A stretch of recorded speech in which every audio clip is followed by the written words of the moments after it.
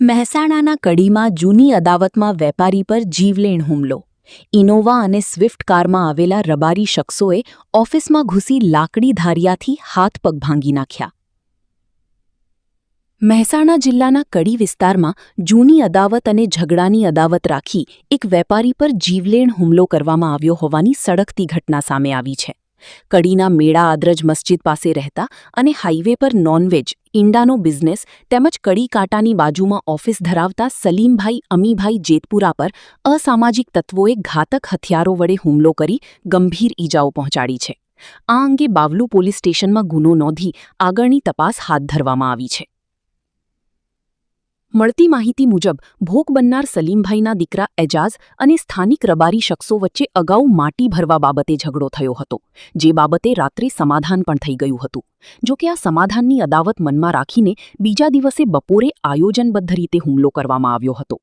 તાજેતરમાં બપોરના આશરે 3 વાગ્યે સલીમભાઈ જ્યારે પોતાની ઓફિસ પર હાજર હતા ત્યારે 2 ગાડીઓ, એક બ્લેક કલરની ઇનોવા જેની નંબર પ્લેટ વગર અને બીજી વ્હાઇટ કલરની સ્વિફ્ટ કારમાં સવાર થઈને આવેલા હુમલાખોરો ઓફિસમાં ધસી આવ્યા હતા. ફરિયાદમાં જણાવ્યા અનુસાર ગાડીઓમાંથી ઉતરેલા રબારી રવિ અમૃતભાઈ રહી જલાસન, વિપુલ રબારી રહી જલાસન, લાભુ રબારી, શામળભાઈ રબારી રહી જેતપુરા તેમજ અન્ય 2 અજાણ્યા માણસો હાથમાં લાકડીઓ અને ધારિયા જેવા ઘાતક હથિયારો સાથે સલીમભાઈ તરફ ધસી આવ્યા હતા. આરોપીઓએ ગાળો આપી આ સાલાને આજે ઉપાડીને ગાડીમાં નાખો તેમ કહી આડેધડ માર મારવાનું શરૂ કર્યું હતું. હુમલાખોરોએ સલીમભાઈના બંને પગ અને બંને હાથ પર ધારિયા અને લાકડીના સપાટા મારી ગંભીર ફ્રેક્ચર જેવી ઈજાઓ પહોંચાડી હતી.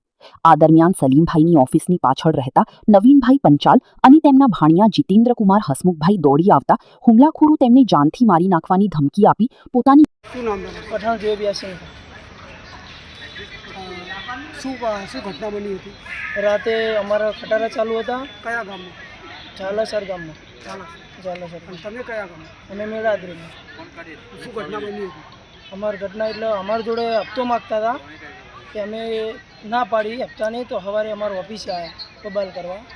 કે બપોરે નમાઝ પડવા ગયા હતા અમે બધા. સલીમભાઈ નમાઝ પડીને આવી ગયા હતા. એટલે અમે ટ્રેક્ટર રિપેર કરતા હતા. પછી એ આવીને તરત ઇનોવા અને થાર લઈને તારે લાકડીને ધારિયા વડે હુમલો કર્યો મારા મામા. તમારા ઉપર હુમલો કર્યો પછી શું થયું હતું આગળ? અમે પછી 112 ઉપર બાવરું ફોન કર્યો પછી અમે તો એ ઘટના સ્થળે આવી ગયા હતા. પછી અમે તો અહીં ભાગ્યોદય દવાખાના અમારા મામાને લઈને અમે દાખલ કર્યા. શું નામ તમારું? વસીમ. શું ઘટના બની? અમે મેડાદરથી થોડ જમવા જતા હતા અને થોડ રસ્તામાં શેરફા ચોકડી આવે ત્યાં અમે આગળ ઇનોવા ક્રિસ્ટા આગળ ઊભી રાખીને લાકડી વડે અમારા બ્રિજા પર હુમલો કરવામાં બરાબર જીવલેણ હુમલો અમારા પર કર્યો. પછી અમારા બચાવ માટે અમે ગાડી રિટર્ન વાળી લીધી. અમે હુમલો કરવા ઉભા 2-3 ગાડીઓ પાછળ હતી, બ્લેક ફિલ્મવાળી નંબર પ્લેટ વગરની. બાવળુ પોલીસ સ્ટેશન અમે વળી ગયા. પોલીસ સ્ટેશન કોઈ નહોતું તો પછી અમારું બચાવ સીધું અમે મેળાદરી રિટર્ન આવતા. ઇનોવા ક્રિસ્ટા હતી અને થાર હતી બ્લેક. બે નંબર પ્લેટ લીધા. તમારી શું માંગણી? અમારી માંગણી એટલી છે કે પોલીસ અમારો ન્યાય મળે.